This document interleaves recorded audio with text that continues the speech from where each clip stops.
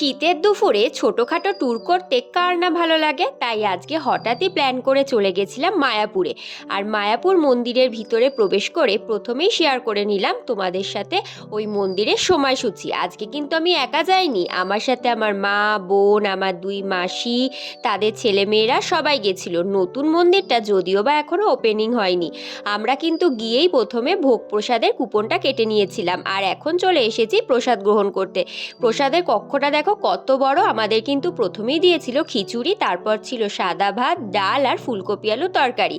খেয়ে দিয়ে গাছের তলায় একটু রেস্ট নিচ্ছিলাম, তারপর চলে গেলাম বিকালের দিকে মন্দির দর্শন করতে।